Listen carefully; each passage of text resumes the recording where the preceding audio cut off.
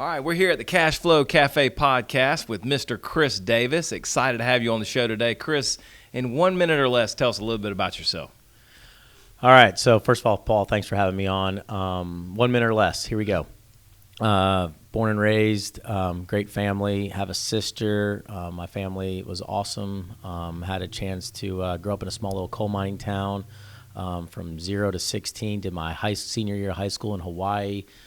Came back, graduated with everyone I kind of grew up with, and then off to Miami, University of Miami, went to college there, wanted to play soccer in college, had opportunities to play soccer in college, chose Miami because it was the furthest school south on the eastern seaboard that had palm trees, so to mimic Hawaii, but not be in Hawaii, even though Hawaii was excellent, and enjoyed my time there, became the mascot at Miami. That's going to come out, so I might as well just throw it out there. Amazing. And then kind of set me up for my career in sports. That's how I got the access to seeing what college sports looks like. And from there, went on a cool ride, University of Miami, then got out of sports for 3 years in management programs out in Los Angeles and down South Florida, then backpacked Europe at the age of 25. Wow. 6.5 months, 18 countries, 6.5 months. And then after backpacking Europe, started back in college athletics at Marshall, which is where I met Randy, my wife. Nice. Who now we have 3 kids, Colt, Harper, and Tatum, 11, 8, and 1. And then came from Marshall to Auburn to Nebraska back to Auburn, and then Auburn over to Statesboro, Georgia in June of 2020. And we loved it so much that we decided to have a baby in this place, and so we call her the Burrow Blessing. The Burrow Blessing. That's Tatum. Awesome. That's awesome. And that was a very quick 1 minute summary, and excited to have you on the show. So when I first got the call, I remember it was Corona had hit when I got the call to say, hey, you got a guy that actually has you're going to hit it off with him because he's got Miami connection. So instantly I was asking you about those years, which tell the audience what years you were there. So I was at University of Miami from undergrad, 99 to 03. And then I worked in the athletic department 03, 04. So it was a really good run. Which those years, if you're a Hurricanes fan, those were some amazing years. Quite arguably the greatest college football team of all time in 2002 or 2001. I think it was the 01 team. I mean, if you think about it, too, in 1999, the 99 season, Miami played in the Gator Bowl in Jacksonville, Florida, when that existed. And in 2000, and you remember the BCS Bowl games when it was before the CFP, the BCS Bowl games were the Rose Bowl, the Orange Bowl, the Sugar Bowl, and the Fiesta Bowl. And in 2000, Miami played in the Sugar Bowl. In 2001, against Florida, just beat them pretty good. Killed them. And the year that we was actually should have went to the national championship. Correct. Yeah, and that would have been I think against Oklahoma in the Orange Bowl. Yeah, Florida State lost that game, which we Correct. should have been because we beat Florida State that year. There's your answer, Paul. Good. But anyways, went from Sugar Bowl in 2000 to Rose Bowl in 2001, beating Nebraska in the national championship. And then in 2002, played in the Fiesta Bowl against that double or triple overtime crazy game against Ohio State. And then in my year after I graduated, Miami played in the Orange Bowl. So if you think about it, in those 4 straight years, went Sugar, Rose, Fiesta, Orange. So did the BCS sweep. I mean, it was a really cool time to be at Miami. And that's what, between that, went to College World Series, won the College World Series in 99, won it again in 01. Jim Morris was the coach. Yes, yep. Jim Morris was the coach. Then had a Sweet 16 run in basketball with Leonard Hamilton, who then went to the Washington Wizards to be the head coach, and Coach Michael Jordan coming back from out of retirement again. It was a lot, so that was that. Then you had so it was really cool to be around all those different things, and that's what got me in this. That's what got me linked to college athletics and the business. Yeah, that was just super cool. And so I started asking a lot of questions. All kidding aside, that run around in a bird costume, being Sebastian the Ibis was it's a unique deal. Sometimes it's an out of body experience. Like there's nothing wrong with talking about it, but sometimes I'll look at seeing them on TV and I'm like, did I really do that? It's almost one of those things. But I will say it was really, really cool experience. There was multiple people inside Miami's athletic department that were super great to let me ask questions about their deal, and it's what got me here. And through that transition, because I didn't know anything about how to marry up my passion for college sport or my passion for sports and my passion for business. I had no clue. And that was one of the reasons why, as much as I loved playing soccer and I had opportunities to play at post high school, I just really wanted to be put in a really cool high level program, and I had a really good school of business or college of business, depending at Miami, it's college of business, and get into that situation, and it worked out pretty well. And I think for me, business and sports, like I love it, and that's actually when you're in athletics, it is, make no mistake, it's a business, and so that's kind of neat that you've worked your way up and pretty much running the show at Georgia Southern.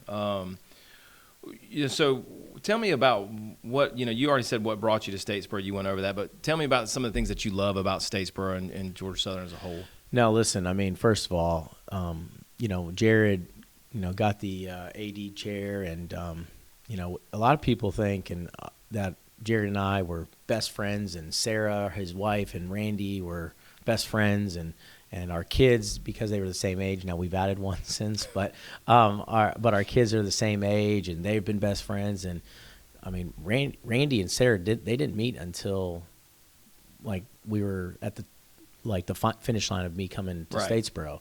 And Jared and I knew each other. We only had a very small window where we both worked at Auburn for a quick minute together, but post my time coming back to Auburn after Nebraska and his time being in Starkville at Mississippi State, we started, because of his career was very internal and all his background in finance, and then my background was very external and in the corporate side, we would always be bouncing off ideas off each other, especially in Nashville at the SEC basketball tournament. We'd always get together and watch a game that had nothing to do with Auburn or Mississippi State. Right.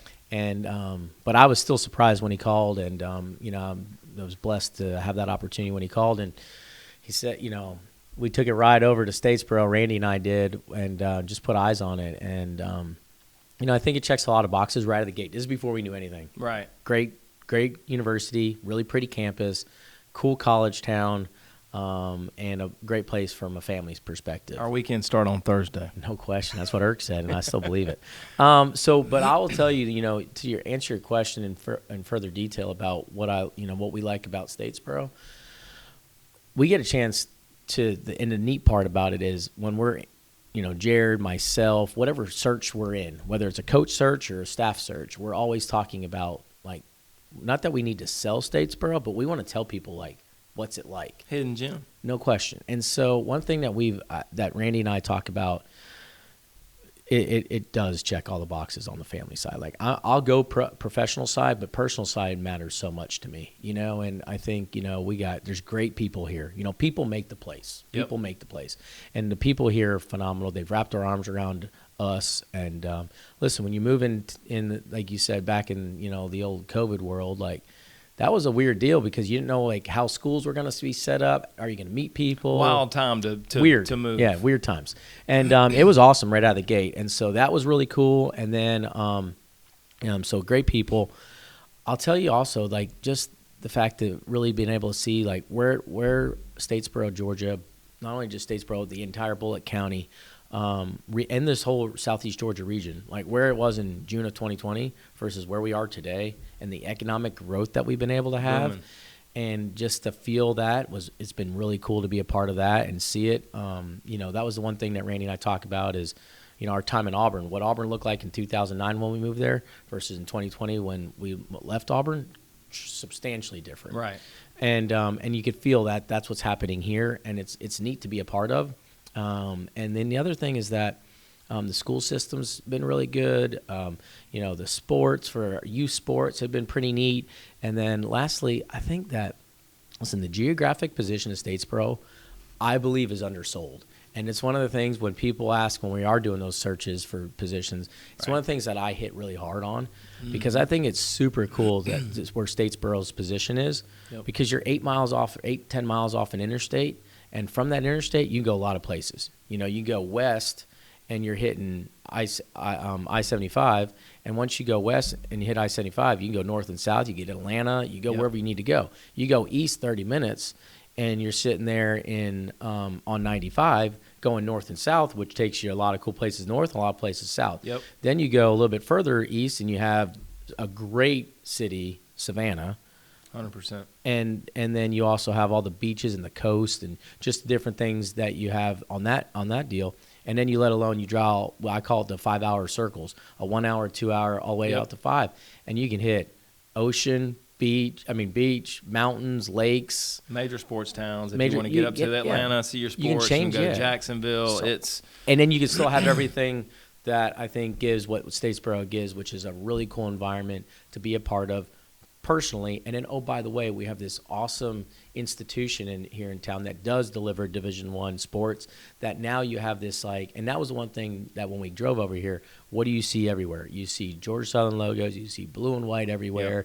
Yep. And I'll tell you, that's one of my favorite parts about living in college towns is it is the best part of seeing the town and the institution collide. Yeah, and unite. It's super so cool.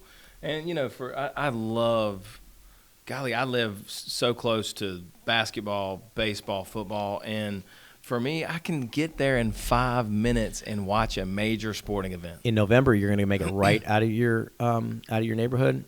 In December, you're going to have to make a left. But you're still about 5 minutes. Still the same thing.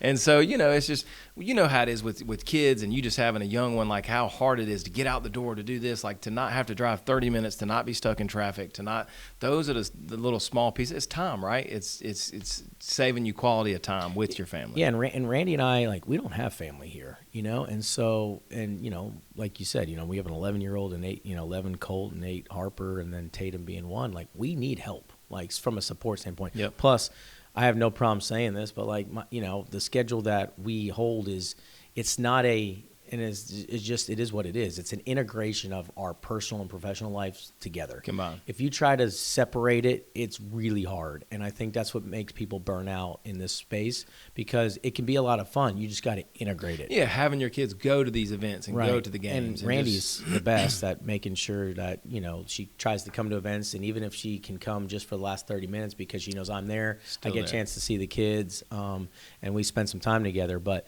the part about that is we've never struggled ever with getting help, whether we leave town and somebody needs to keep an eye on the house or the dog, right, or we need help with whether it's our friends in Iron Gate or it's people in the community and friends that Randy had met, student athletes, all the above.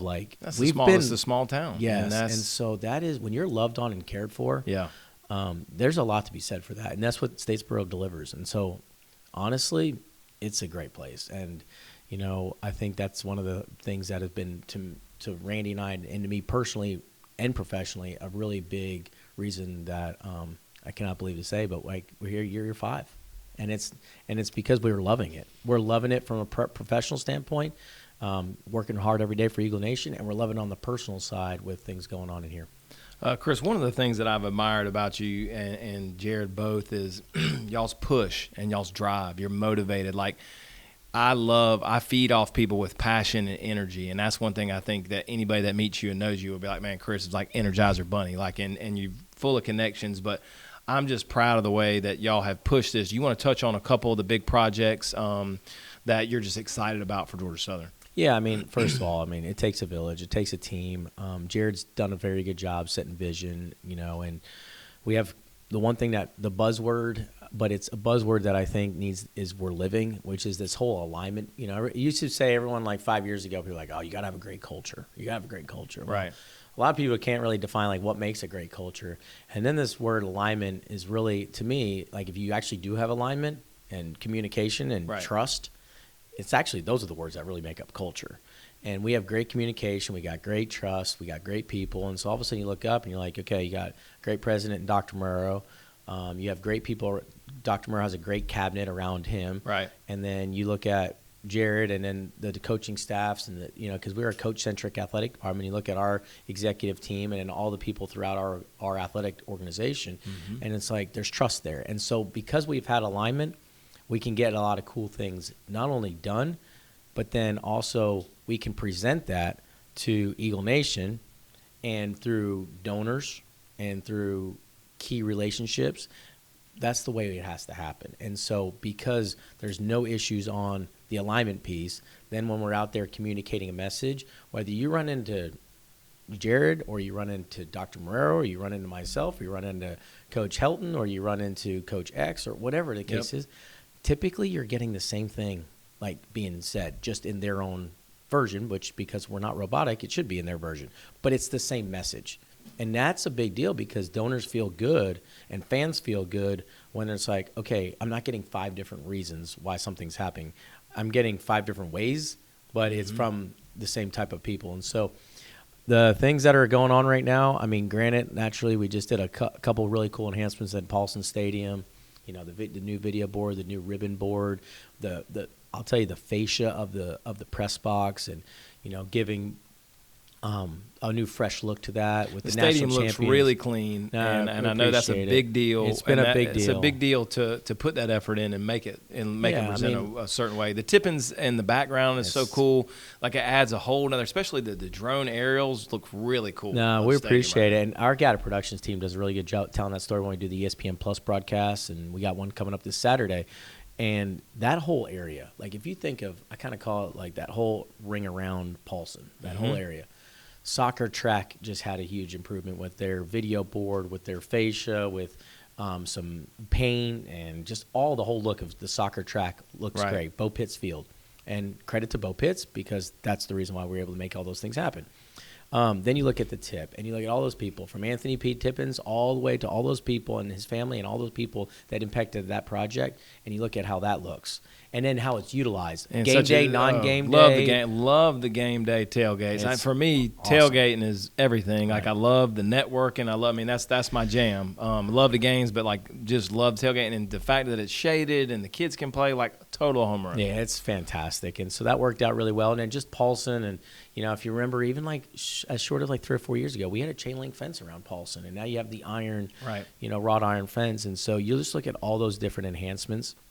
And we're proud of that, and it's exciting. And then, you know, naturally, we're in the middle of, a baseball project that's kind of fun. It's going to be a lot of fun. And when will that maybe kick off, Chris? Are we close? So I know we're really close. Yeah. Okay. So we're in schematic design of the facility. So we're working on that, on what that looks like.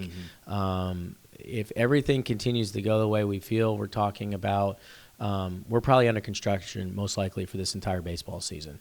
And so the goal is it's a 12-month from the time we do what we need to, which is deconstruct the Wiggins building, and then reconstruct the new building. It's around a 12-month window. Okay. And the goal is not to affect only one season.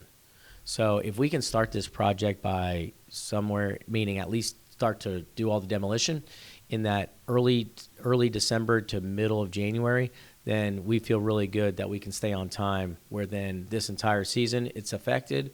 Not majorly. So we might start as early as this winter? Yes. Sweet. Didn't know that. Yeah. That's awesome. So it's starting to go. Yeah, and we've had, and it goes back to huge credit to our athletics foundation, and, Jared's leadership and getting out there to raise money, because that project's just like the Anthony P. Tippins project, where it's been fully funded by raised dollars. That's awesome. And that's, and I just think that's the difference of, of y'all's leadership is really the vision and goals, and you're not just presenting stuff, y'all are actually hitting some of the goals. And big shout out to the donors and everybody that makes it happen. It's a huge deal, man.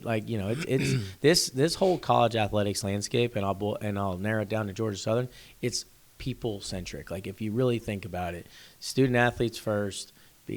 Coaches are spending all the time with the student athletes. Got to have great coaches because they're spending so much time with you. You got to have a great staff. You have to have great people around the institution, because athletics doesn't run on its own. There is we need to be able to have really good relationships with everyone across campus. And then you look at all of our fan base. So all of Eagle Nation, and that's donors, season ticket holders, and for that matter, even the casual fan, which we'd like to take the casual fan that only comes to one game and get them to go 3-4 games, and then to get them to be a season ticket holder. But we want them to be able to enjoy the product, and not only enjoy the product, but enjoy the experience. And because at the end of the day, wins and losses absolutely matter, but also the experience should matter. And the Boise State game was so fun to watch. I mean, now granted it was a heartbreaker, and you saw they barely lost to Oregon, but that Boise State game was awesome. We put up a ton of points. We were in the game. I mean, we were in the game late. If we could have done something, like in that movie, remember Bruce Almighty, where they could shift the clouds and shift the sun and kind of move around. It would have been nice to maybe hit the button to cool it down a little bit. I've never seen so many. Yeah, this is what I saw the whole time. I've never seen all the fans. Well, you're wearing an Eagle Nation Collective polo, and with what Leonard Bevel's leadership there and all that, with what the fans they had with all those, perfect timing. No doubt. Yeah. Is that what they were, NIL fans? Uh-huh. There we go. Sweet. Nice work. You're good. So I had a couple ideas with NIL. That we've got to get people on board, and I want to keep talking about it because unless you're living under a rock, you got to get NIL money to these athletes to get them to stay and play. I thought about it. I've talked to Jared about this. Maybe, there's a day for Southern. There's a day, Ogeechee Tech Day. And I thought, what if we did an NIL day? And everybody knows, like, hey, coming up on this day, it's NIL day. And then you go around to the community and season ticket holders and all that and say, look, this is the big day, and make a big push. And then every year you're looking forward to that. Yeah, I think that's a great idea. Because the whole collective and, I think there's a lot of things, and Jared and I talk a lot about this, is that, like, the media naturally runs with national narratives and, right. As it relates to portal and collectives and NIL and all this stuff. But, yes, is it a changing environment? Absolutely. But, everything is changing around us, always. In business. We're in a constant state of change. In business and life and anything. Right. So the willingness to always assess and adjust is the only way you try to become and stay high performing. And so, yes, it's NIL, but actually, we're looking at it as like, it's really the way it's set up is it's money rolling in. That's scholarship dollars, that affect and impact our student athletes. And that's because that's really what's doing it. And it's how you allocate those dollars. And so it's not just purely like, you're talking about the 1% that people are always focused on. When you hear about, so such and such athlete got paid X to leave this school to go to that school, right. Or, you're hearing, and you don't even know if that's even reality, or you do see somebody driving XYZ vehicle and that's through whatever, but you're talking about the 1% of the 1%. Right, the 1% of all the college, yeah, right. Like, let's keep it, let's make sure in totality and keep it in perspective and realize, like, it's how do we impact, and it is massively important, and we put, we're putting a large deal, and you saw how our athletics foundation and the Eagle Nation Collective merged together with that relationship, so that anytime somebody gives to the Eagle Nation Collective, all those dollars hit their lifetime giving. Saw that. Like, that's a big deal. That's because right. Now you see it and it's helping, and at the end of the day, because really those dollars are impacting our student athletes in a positive way. Yep. And so I love your idea, though, of doing it one day. We are, the day of giving, a bunch of institutions doing it. And at Georgia Southern, that we've really put a lot of pressure on ourselves, and this pressure is a privilege to kind of continue to grow that day. Yeah. And so I think it is kind of unique. Like, all right, that day's always in the springtime. All right, so when it's like, yeah, but I love that idea. That's good. Good job. So we appreciate you, Paul. Yes, okay. I appreciate you guys. It's been great. All right, so what investment? Let's see. Here we go. What do you spend the most money on, and how could you cut back on that? What do you feel like this leaks out of your wallet? What are you spending the most on? It's simple. With 3 kids, a busy schedule, and movement at all times, and different timelines because of different days and different schedules, it's food. And it's not just it's us, Randy and I, or and I won't put Randy on the spot. It's Randy and I. It's us. It's the Davis family. Yes, it's both. Randy's a real MVP. Yeah, she's the all-star.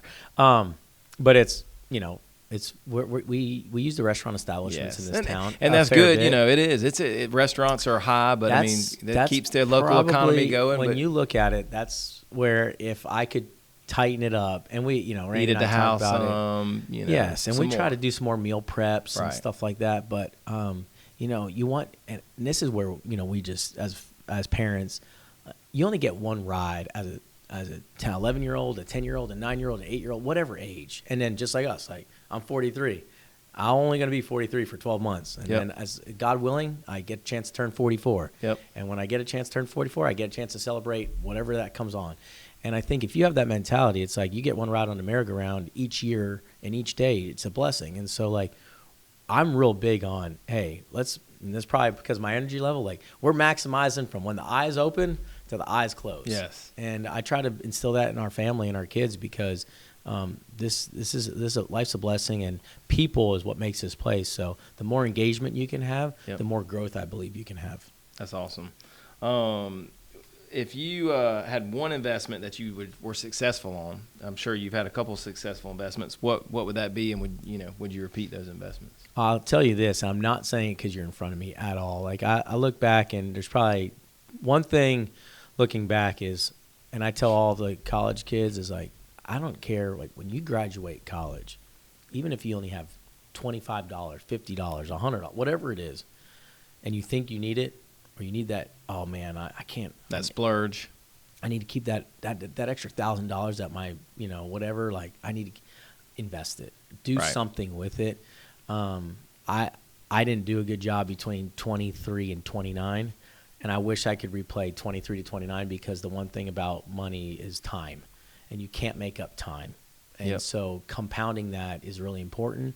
And so I wish I could go back from 23 to 29 because I wasn't doing anything stupid, but at the same time, your mindset just wasn't there. Yeah, my mindset was, and let me, like, I poured into myself, like, I guess in some ways because like I always wanted to backpack Europe, and I was worried more about the gap in my resume than I was anything else. Like, how can I explain that? My dad was really helpful, and my mom about saying like, if you pour into yourself, you'll have growth, and coming out of that growth, you can be able to fill that gap in your resume by when you're in front of somebody in an interview or whatever. And they were dead right.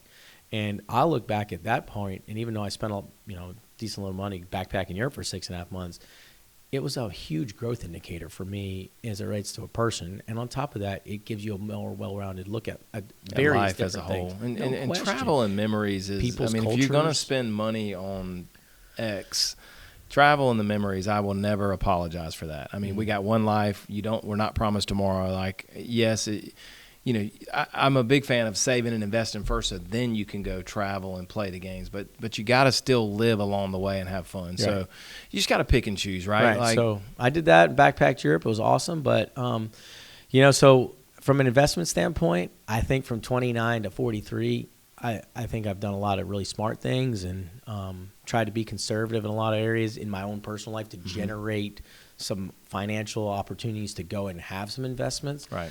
I will tell you, I mean, I've always done well with my own personal real estate. Right. But I've never, and I'm not saying this because you're here, but it's reality. Like, if there's one gap in what I am from an investment standpoint, money-wise, it's in real estate.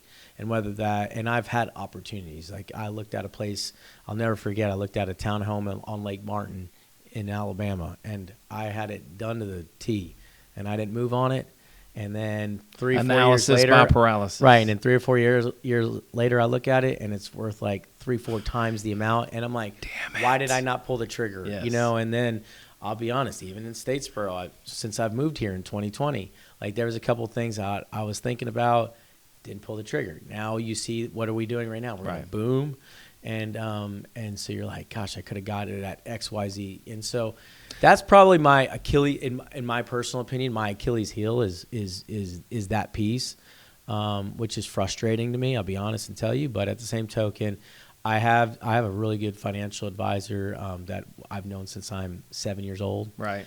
And that's good to have somebody that you can count on. Yeah. And a lot of people don't, have that person to look up to. And I think I would tell for most people watching the show is just, you got to take action, right? Like everybody's a little nervous and scared. And I'll never forget my father-in-law. He bought one of his only investment properties. It's a place here in town. It was a 3-bedroom, 2-bath. He was so nervous. He was so scared because he kind of couldn't figure out, like, he was giving up his savings, right, which was like $30,000 or $40,000 to buy the house, which is huge, right? That's your baby, right? That's your money. Question.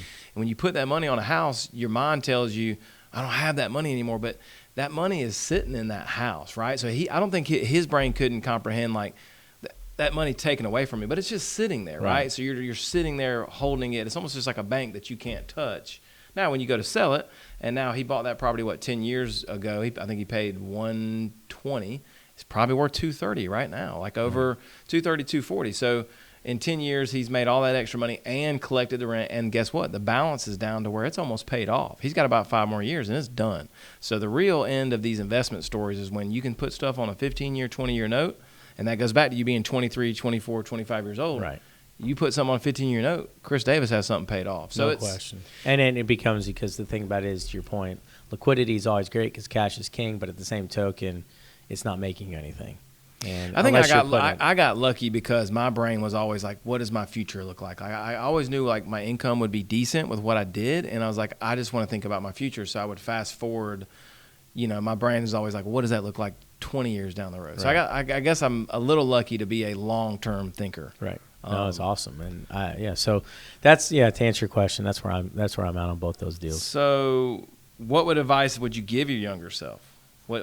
Yeah, I mean, I touched on that earlier, but get, whether you have $5 or however much, I think it's get out early. I think the other thing too is, not that I always had really good people around me, and I think that's helpful, right? Because you can't go at life alone. And, but one thing that I think I wish I would have done a little bit earlier is I love to pour into people. I mean, I get energy off of people. You do. I mean, you're big relationships. Big on relationships. Yes. And sometimes I wish I would have taken the opportunity to also say, every good company. Think about it. Every good company has or even in the athletics world, we have a board, and that board is a group of people that have different backgrounds that help give a different look and advise. Right. And I tell, I get a chance sometimes being on a college campus to go speak at classes, and I tell them all, hey, if I had a younger self, I would make sure I had my own board of directors, like a personal board of directors, mentors, that people you look up to. Yeah, and it's in that they don't even have to know that they're on your board, and they don't have to all be from the same background. And I think you should have a family member, but I think you need to have some other people that understand your space and some people that they love you, trust you, whatever, but they have no clue what you do or you want to do, but they have perspective. Right. And I think it will round you out. I wish I would have had that a little bit earlier. I've had a great one for a long time. I had some people in my corner, but I wish I would have had a really good group that I would have probably listened to on more on the earlier investments that I don't really. Don't you think that money is still a taboo, right? We don't like to talk money, and it's a big thing, and I don't think there's a lot of value in going, I make X dollars, right? Like that, there's not a lot of value in that. But what we do need to educate each other on is, can we talk openly? How do you buy a house? How did you save? How did you, I was cheap as hell back in the day. I mean, I was as frugal as you could be. You remember when Nokia would call and you'd have that, you wouldn't even remember this, Chase. It's like a 1 minute thing. Chris, you would if you call within the first 30 seconds or minute, it was free. Right. So my butt was like, boom, at 50, nighttime seconds, calling, unlimited nighttime calling. Is free. I'm going to call you after 7:05. I'll call you right there. Or, hey, listen. What plan do you have? Oh, because it used to be also too, depending on what carrier it was free from carrier to carrier. Right. So, but I had to save the minutes. You're on a different carrier. Verizon, I'll call you all the time. Yeah. So it's having these conversations, not necessarily about I make X dollars, but hey, how do you save? How do you invest? And that one of my favorite sayings is the 5 people you hang out with the most is kind of where your life is headed. Yeah. Same thing is kind of where you were going with that's your board and your team. That's going to shape your Coach shape Helen your life. Coach Helen uses it to the guys all the time. You show me your friends, I'll show you your future. I love that line. I think it's really good. And I think that's those 3 different your board, your team that you said, the 5 people you hang with, that's all same thing. And I'll tell you, having. Because I think it's different as just looking as being a dad and talking we got Colts now in middle school. Middle school is different than elementary school. And one thing I think, you're starting to go through that, he's going from a boy to a little bit, I'm not going to say young man yet because he's not there. But right. You're starting I tell him all the time, I preach to him, hey, buddy, make sure you surround yourself with the right people because and not that everyone, you can have different, not everyone needs to be. You don't have to all look alike. You don't have to all talk the same. You don't have to have the same socioeconomic background, none of that. I think because that helps you be more well-rounded. But you got to have 2 things, a good heart and a good value system and people that genuinely have empathy in their life. They genuinely care. Yeah. And you can go with the rest. So, last 3 questions of the day. How do you like your coffee? Well, first of all, I appreciate you telling me that I have a lot of energy, but I do not drink any coffee, nor do I drink caffeine. That's wild. You just have natural energy. The joke, I think if I drank caffeine, I probably would have nobody would want to hang out with me. Oh, my God, get this guy away from me. Get this guy away from me, please. He's jacked up. I don't really drink much caffeine at all. I've never had a cup of coffee in my life. So I don't even know I don't know. So my dad always drank it black, and then Lori one time on vacation, she said, just have a cup of coffee with me. And I was like, all right. I was like, and I put a little cream and sugar in it, and eventually I was like, I'm just going to get to black, just keep it light and lean.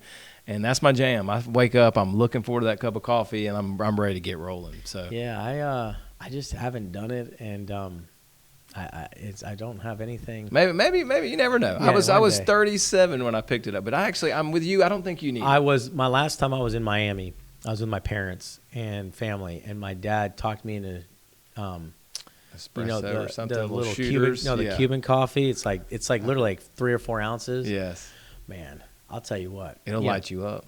I was on I think I was seeing it hits different in Miami. I was ready to. Different. Yeah, it was. I was on, and I realized I don't need to have that. That's hilarious. All right, so if you had an extra 100,000 laying under the mattress, what would you want to put it in today? Fill up that gap I still feel is a void, which is real estate. I think I'd probably argue with myself. I'd lean on some people, and I'd either go buy a home or a piece of property that I could utilize.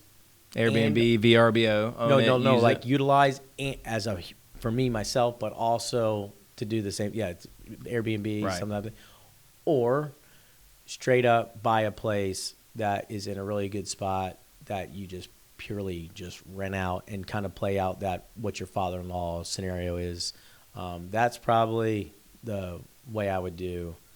Hands down. No question. I think, this is such a boring investment for most people, but it's literally just a brick rental house. Just of course we're South Georgia, so 80% of the stuff's brick, but just something well built. It doesn't have to be $300,000. It can be a $230,000 place that you rent out and you keep and you hold. And it's not going to make you rich overnight. It's a long-term game. So it goes back to that long-term thinking. Right. But that's what I would do. All right. Last but not least, what is your number one time waster? What do you waste the most time on in your daily? Gosh, waste. Because you are a productive person, so I know you got all those hours maximized, but everybody's got to have a little waste in there. What's your fluff? And I don't, but my answer is this. I got probably the first 45 minutes in the morning and the last 45 minutes at night are... Everybody gets the last 45 minutes. Now, I would probably disagree with you on how you start your morning, and I don't know because you're going to tell me, but everybody is allowed to get the last My first 30 or 45 minutes, like how you wake up and you're like, I'm getting that cup of coffee, I'm rolling. Yes. Okay, maybe it's because I don't have any of that. My engine, it starts to get going, but for the first 30 minutes, I like to just kind of lay in bed. So I'll set my alarm based off of so I can get 30 minutes in bed but up. Right. Which is really random because you should really want the extra 30 minutes of sleep to maximize your sleep because as we all know with doing what we're doing from a job, life, kids, family, yep. I'd like to at least try to get 6. Really, what are you, like 11:30 to midnight to like 7:30? I bet you're 12:30 to 11:30 at the earliest, more like 11:45 to 12:30, and my alarm goes off somewhere between 6:15 and 6:30, unless sometimes they bump earlier or later, depending on the day. If you look at it, I'm really lined up for 6 hours. We got to bump. We need you at 7 or 8. There's no question. We're going to have to do something with that. They say to go to bed and wake up at the same time. You really need to be night. 7. You really need to be. I think 7 for us. 7's a good number. I think 8, 9 is really optimal, but that's a struggle sometimes. But I would say just my waist. It's not weight. I wish I was a better not. I'm a good morning person. It's not like I'm upset or anything. I wish I was alarm, boom, go. Out the door, yeah. Yes, and I like 30 extra minutes. I hear you. Well, you're a very productive person. Yeah. My day, from a standpoint of wasting time, I would say if you really want to look at it, there's times when I'll take 30 extra minutes when I bump into somebody while I'm going from this place to this place where I stop and talk. But I do believe so much on the power of relationships and people. And I think that those 30 minutes, most of the time, there may be some waste time, but I'm really big on pouring into it. And so that sometimes will get me because you get to the end of the day and you're like, oh, shoot, I need to call Paul back. And it's 8:45 and you want to be like, all right, you know what? respect their evening. That's when I turn off too. After dinner time with the kids, I'm like, I'm over it. No, not yapping on the phone, not anything. I won't tell you what time mine is. Well, Chris, it was awesome to have you on the show. I think I've always considered you a great friend and love how motivated and energized that you are. And I appreciate all you do for Georgia Southern, and appreciate you coming on the show. No, thanks for having me. And there's people like you that make this community unbelievable, and we appreciate it, and also make Georgia Southern special by everything you do. And on top of that, enjoyed it, and appreciate everyone being here. I know you got tons of listeners and watchers, and all 25, 35. And going to keep growing it. But hey, the thing that makes this place really special is the people, and on top of that, Eagle Nation's blessed because people like you and people that make this community. So thanks for having me, man. Appreciate you. Appreciate it. Yes, sir.